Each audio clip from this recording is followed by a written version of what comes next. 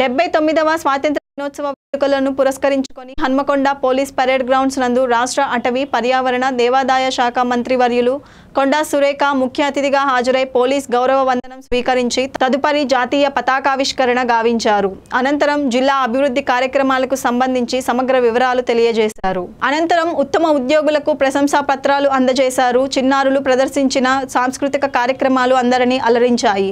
వివిధ ప్రభుత్వ శాఖలకు చెందిన స్టాల్స్ ను మంత్రివర్యులు తిలకించారు. ఈ కార్యక్రమంలో వరంగల్ పార్లమెంట్ సభ్యురాలు కడియం కావ్య, జిల్లా కలెక్టర్ స్నేహ శబరీష్, వరంగల్ నగర సిపి సన్ప్రీత్ సింగ్, అదనపు కలెక్టర్ వెంకటరెడ్డి, రెవెన్యూ డివిజనల్ అధికారి రమేష్ రాథోడ్, ఇతర జిల్లా అధికారులు, ప్రజా ప్రతినిధులు, పాఠశాల విద్యార్థులు పాల్గొన్నారు.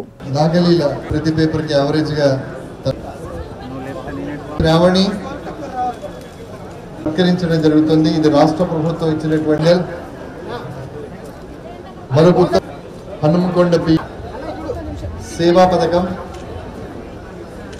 టి సత్యష్టాచారి RSI CCRB Reddy ASI Subedari district agriculture officer prohibition and excise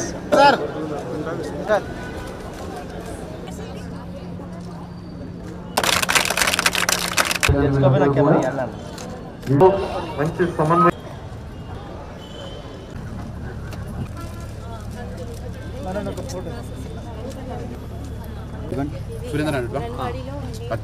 government hospital కే ప్రిపేర్ చేస్తున్నాం మేడం. మేము మోటివేట్ చేస్తున్నాం.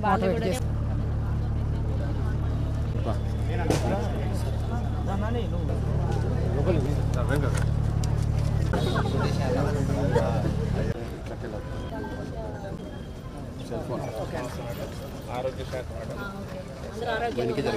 అందరూ ఆరోగ్యంగా ఉండాలని ప్రయత్నం ఉండాలని చెప్తున్నారు. కలెక్టర్ గారు ఆదేశిస్తున్నారు. ఈ మధ్యలో మన టీబీ ముక్త భారత్ అని కొంతమంది స్లోనాస్ దగ్గర తీసుకొని వీళ్ళకు పేషెంట్స్ కార్యక్రమం చేయమని చెప్పారు మేడం. అంటే తీసేస్తానే ఉంటారు లేక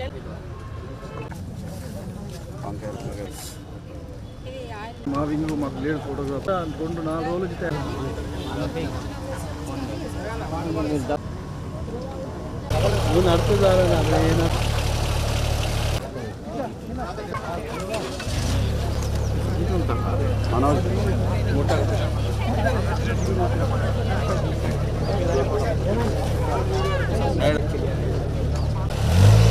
ఈ సందర్భంగా జోహార్లు అర్పిస్తున్నాను.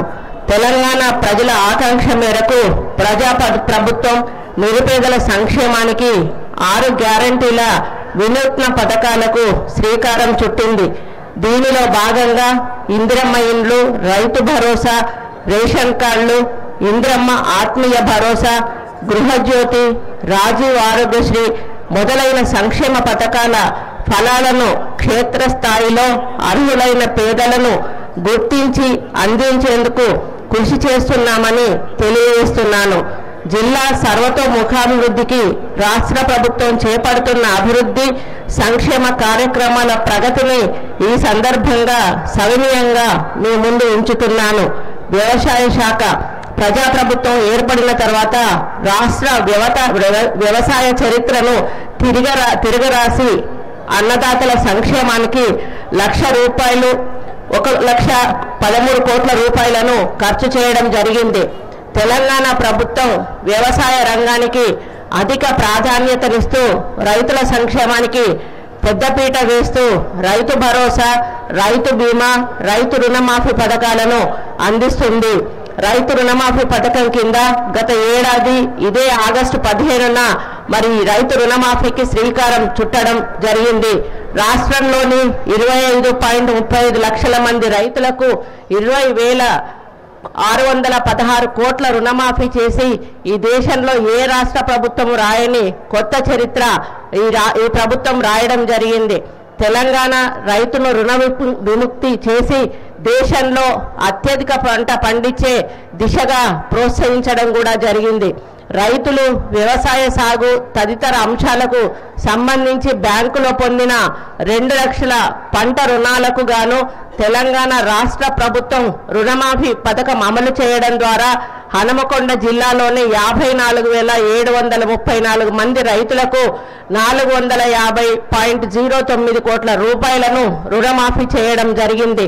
ఇందిరమ్మ రైతు భరోసా ఈ పథకం కింద రైతు భరోసా పథకం కింద మరి రైతులకు సంవత్సరానికి ఒక్కో ఎకరానికి 12,000 రూపాయలు పంట పెట్టుబడి సాయంగా అందిస్తున్నాము.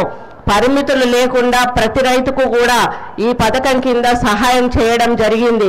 జూన్ 16న ప్రారంభించి కేవలం 9 రోజుల్లో 9,000 కోట్ల రూపాయలు రైతుల ఖాతాల్లో మరి వేయడం జరిగింది. రాష్ట్రంలోని 70,11,184 మంది రైతులకు ఈ సాయం అందడం జరిగింది. కొత్తగా దరఖాస్తు చేసుకున్న 1.2 లక్షల మంది రైతులకు కూడా పెట్టుబడి సాయం అందించడం జరిగింది.